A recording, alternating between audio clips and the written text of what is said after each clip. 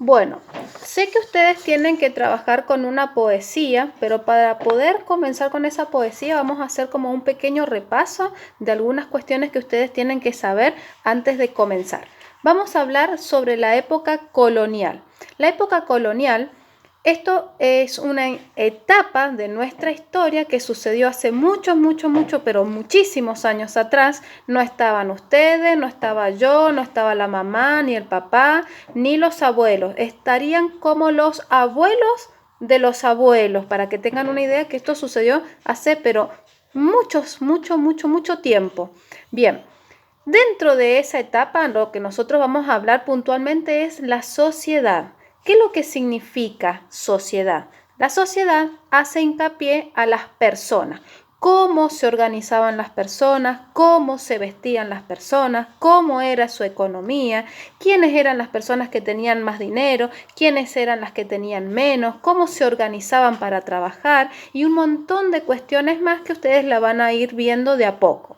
Pero ahora lo que nosotros necesitamos saber es estas cuestiones. Fíjense, la seño acá ha buscado unas imágenes para que vean cómo estaba formada la sociedad de la época colonial.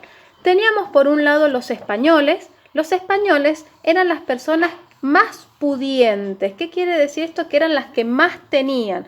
Tenían mucha influencia política, dinero, eran dueños de terrenos, de estancias, de muchas tierras. Luego teníamos los criollos tenían menos influencia que los españoles, ¿sí? A nivel político, ellos tenían cierto prestigio, tenían cierto poder para tomar algunas decisiones, pero no tanto como los españoles. Esos serían los que mejor posicionados estaban dentro de la sociedad.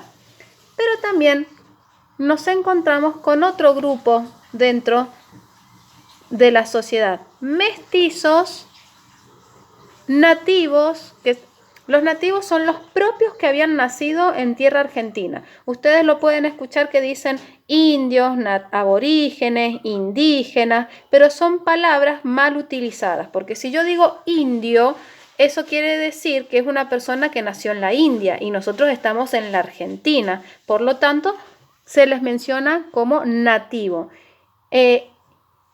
Indígena también está mal utilizado porque esa palabra significa sin lugar, ¿sí? Sería como aborigen, sin lugar, y aborigen tampoco se les dice. Siempre hay que hacer hincapié en mencionarlos como nativos porque eran personas nacidas en nuestra propia tierra.